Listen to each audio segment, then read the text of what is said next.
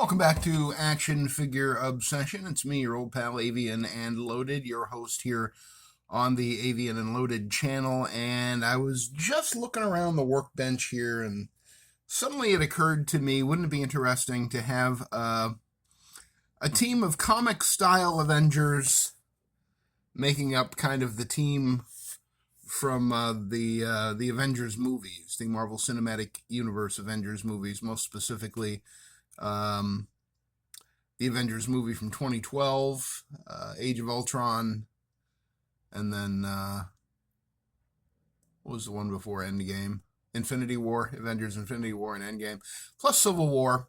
And I wondered how many of them I could kind of assemble just from the the many figures that are all splayed out here. Well, they're not splayed. Everybody's standing up so far. I put Elvis Modoc back in the rotation because I had a big spot back there. And there's the professor from or Doc Brown from Back to the Future, right? Christopher Lloyd. That's a NECA figure, pretty cool NECA figure. Basically bought him for the goggles and let him keep the goggles because he looks so cool. I did have them on a different character for a while, but he just looks so damn cool. He's really tall because he's of course a 1/10 scale figure, 7 inches on average, and everybody around him, as you can see, is 6 inches. But I'm sure there's a 7-foot scientist looking into time travel in the real world right now, right? Sure, that's a thing. There's another 7-inch guy. There's a couple. That's a Marvel Select PS4 Spider-Man. There's a couple 7-inchers. I mean, this guy's definitely 7 inches plus probably, but these are the basketball guys, so I mean, they were 6-inch scale, but you definitely would expect many of them to be 7 inches, since a lot of NBA players are 7 feet tall or hovering in that direction. I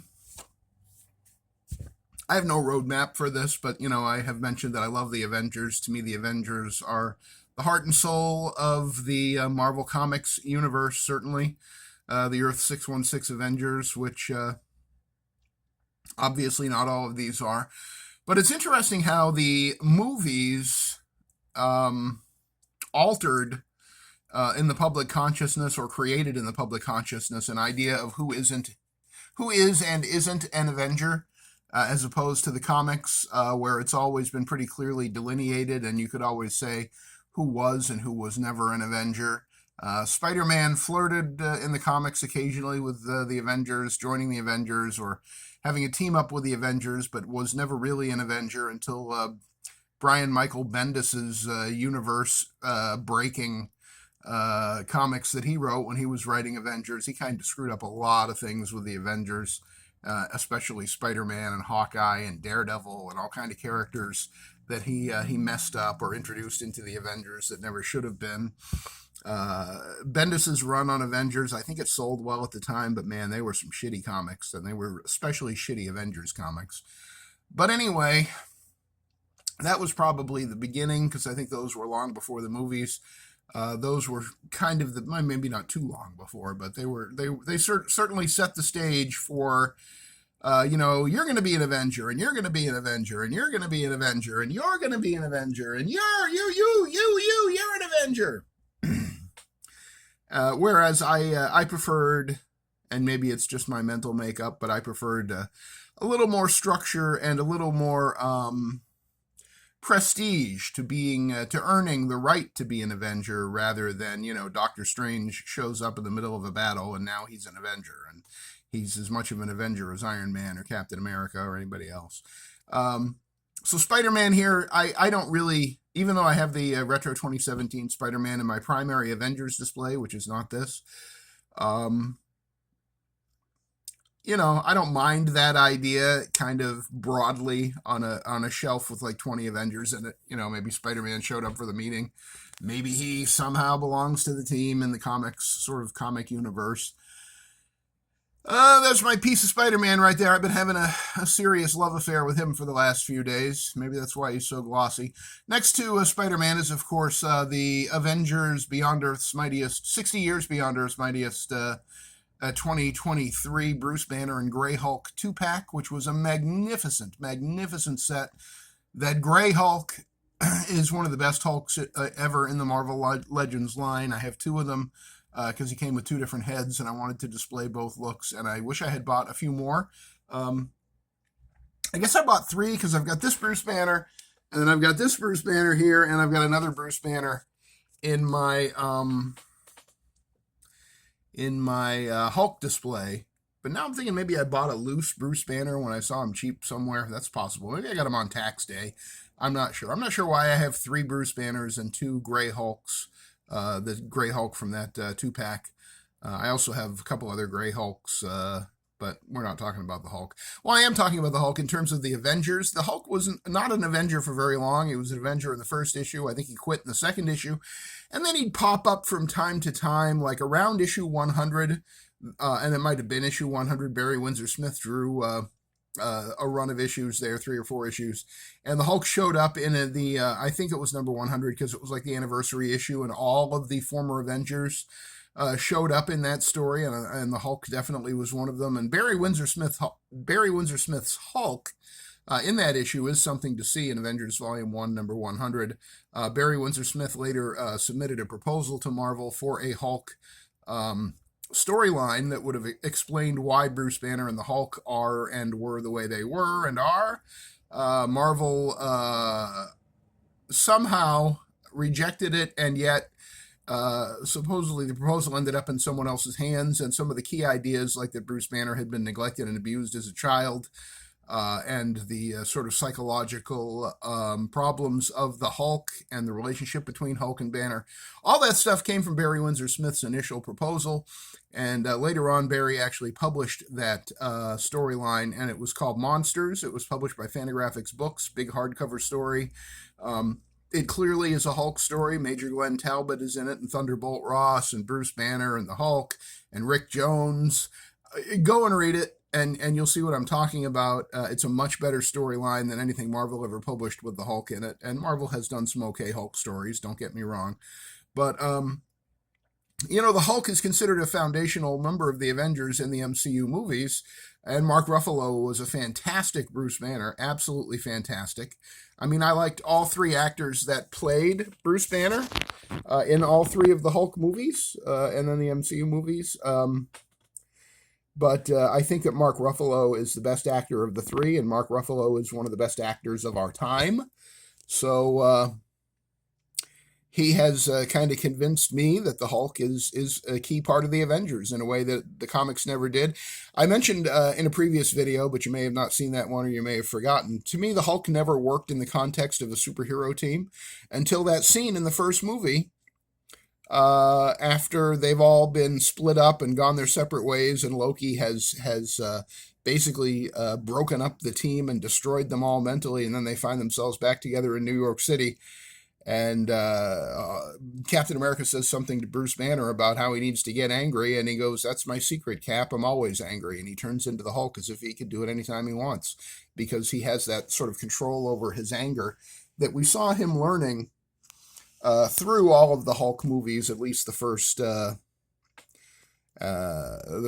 or 3. Well, the first 2, and then the Avengers, first Avengers movie when Mark Ruffalo took over the role. I hope you're following along, because I feel like I know what I'm talking about, but I don't necessarily feel like I'm explaining it terribly well.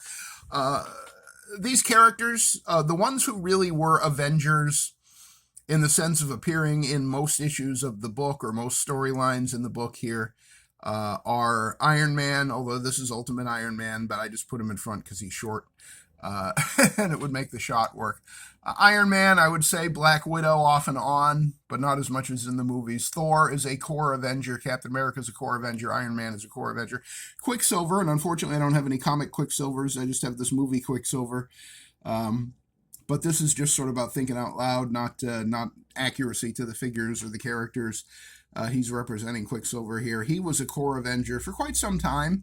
When Cap first formed Cap's Kooky Quartet. Whoa, that is hard. Cap's Kooky Quartet. I never said that out loud before. I've read it in the books many times.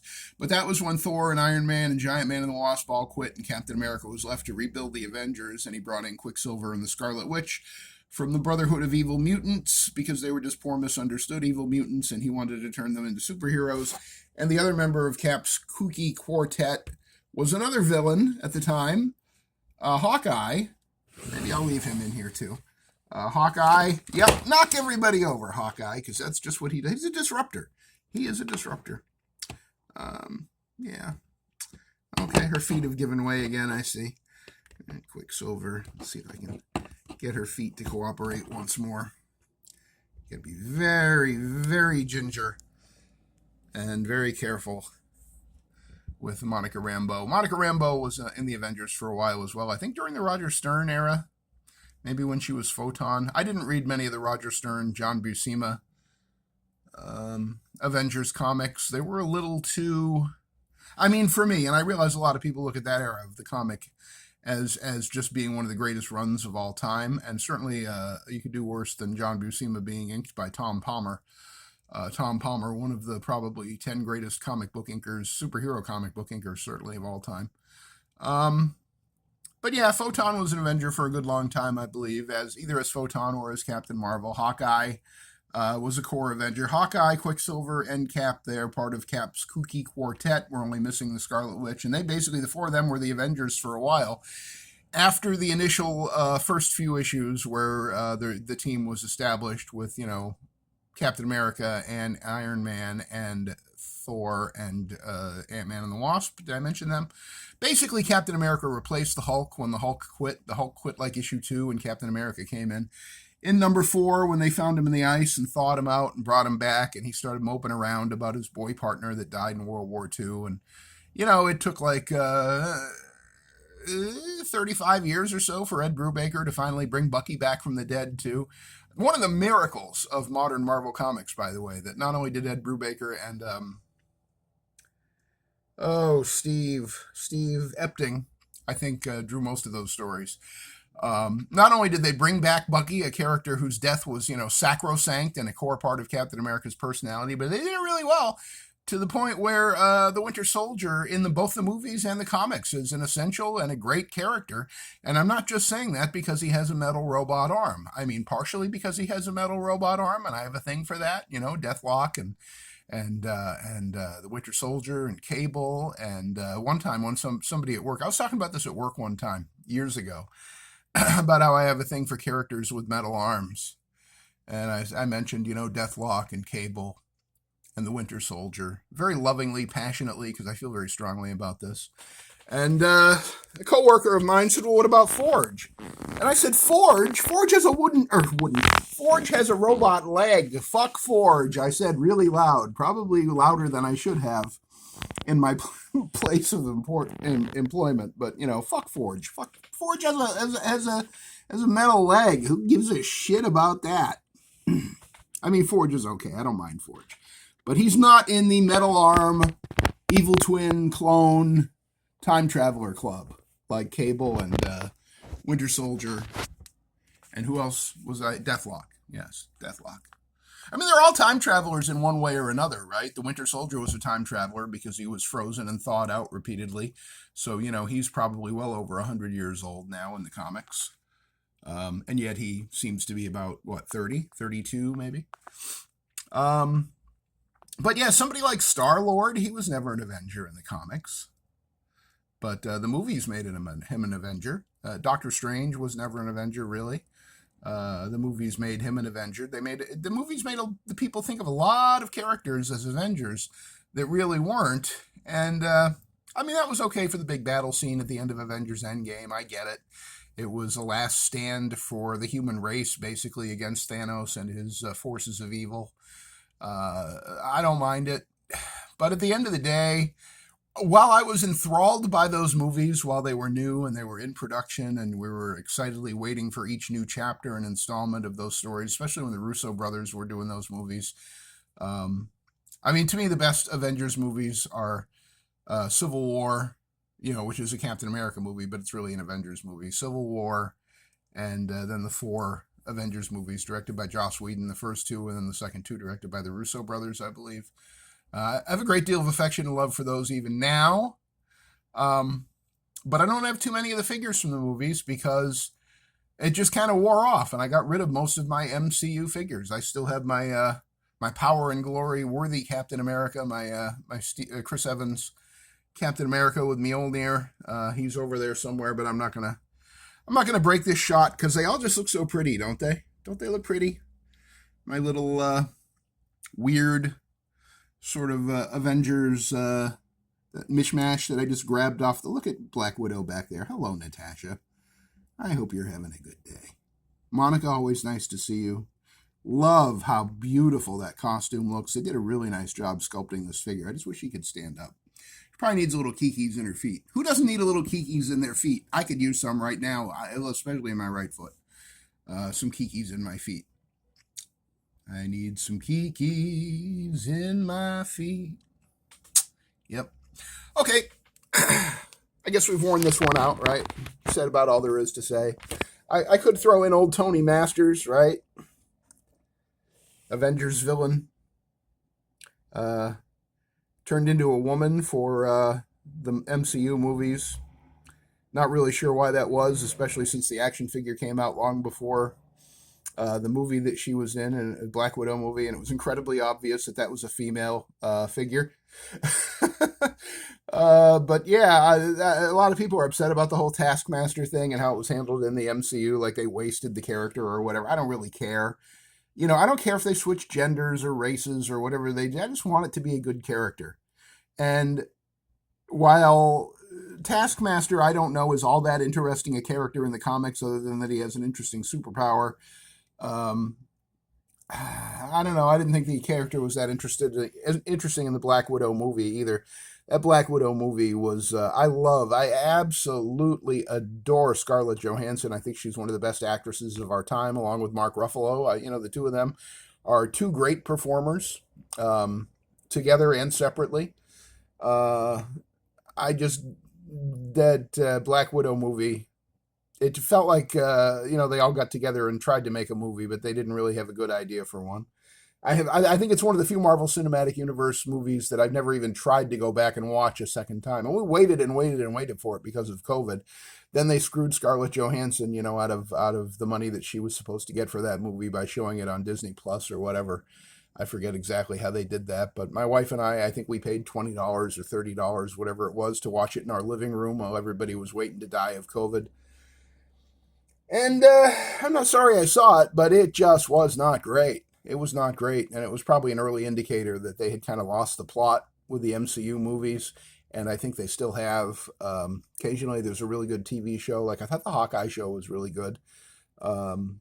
Daredevil Born Again. I'm there all day for Charlie Cox and Vincent D'Onofrio chewing up the scenery as Matt Murdock and the Kingpin.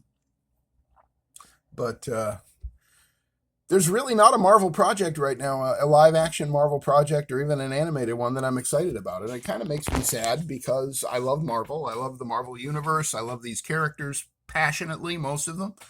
That's a kit bash, by the way, my Star-Lord. That's the last movie Star-Lord from Guardians 3 with the Flash Thompson unmasked head from the Agent Venom figure.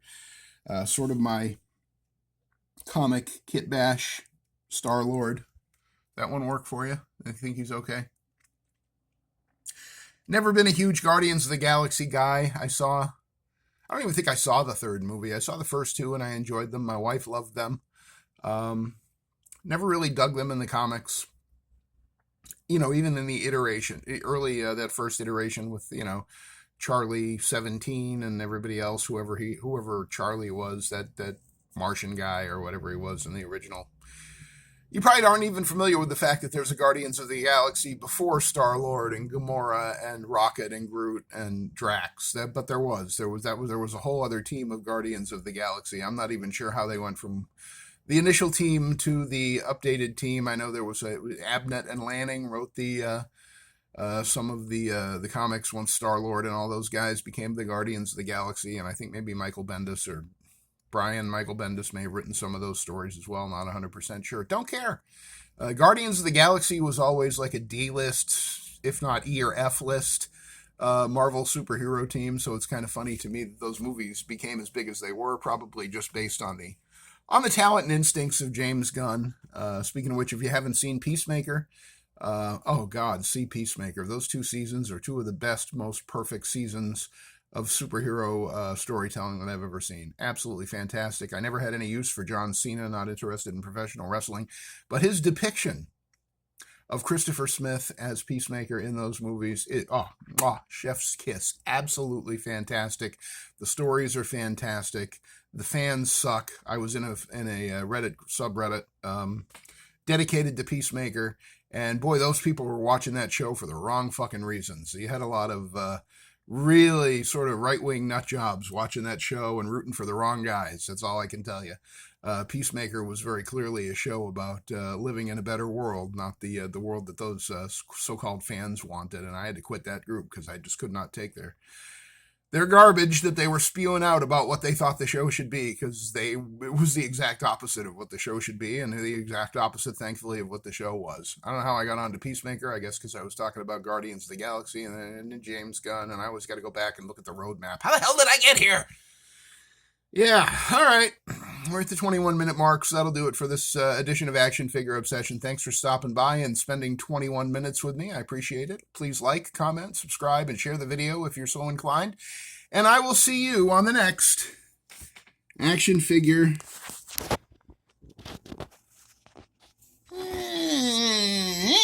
Obsession.